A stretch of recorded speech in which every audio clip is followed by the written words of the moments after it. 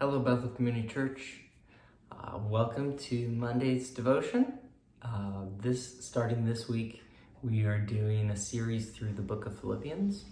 It's one that Rich preached not too long ago, so we're just going to go through it and highlight some teaching points, some practical points, some things that remind us of what we've already learned, and jump into this book that is all about joy and our faith in Jesus Christ and growing in that despite the circumstances. Sometimes even in the circumstances, because of the circumstances. We see that with Paul. He's in prison when he writes this book, and his perspective is wonderful. And I think it's a very, very important thing for us believers to come to the understanding of how we can have joy in every circumstance. And so hopefully you're encouraged by this series. I love the book of Philippians. It's one of my favorites. I enjoyed hearing the sermons from Rich in it. And so today we'll jump into chapter 1 in Philippians. So a common thing that writers of the epistles, the letters in the New Testament, do is that they have an introduction.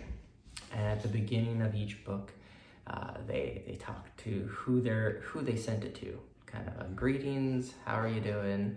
This is how we're doing. And often it will include a prayer. Often it will include thanksgiving and praising God. And one of the things that I love is how often the writers praise God for the faith and just seeing the faith and salvation in the people that they're writing to. And that's true here in Philippians. So let's jump in. Chapter 1, starting verse 3. I thank my God in all my remembrance of you, always in every prayer of mine, for you all making my prayer with joy, because of your partnership in the gospel from the first day until now.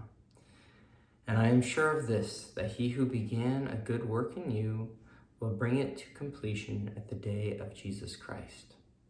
It is right for me to feel this way about you all because I hold you in my heart, for you are partakers with me of grace, both in my imprisonment and in the defense and confirmation of the gospel. The Philippians, they believed in Jesus Christ. They had the same faith as Paul, and that gave him confidence. And even more, he saw them living out that faith in obedience, participation with him in gospel ministry, even when it had a potential cost, even when he was in imprisonment and there's a potential risk and cost for them. He saw their faith lived out. And so he encourages them with this, that he's confident that the good work that God started in them, the good work of salvation, and salvation isn't just a get out of hell free pass. It's something that is transformative, and we become like Christ. We are sanctified, made holy. And it's something that happens and starts at a point, and we grow in that through our lives. And it's something that has a distinct completion, and that completion is when Jesus Christ returns, when he comes to take up his church, to rapture his church. That's where we see we're changed, where we see the glorification of our bodies, where we become like Jesus, where the work that was started in us reaches its fulfillment. And he encourages the Philippian believers. He's confident of this for them.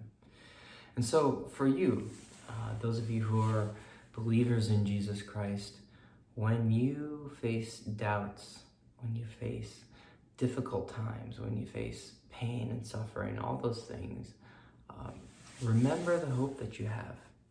Remember the joy that we have in Jesus Christ, that we look forward to his coming.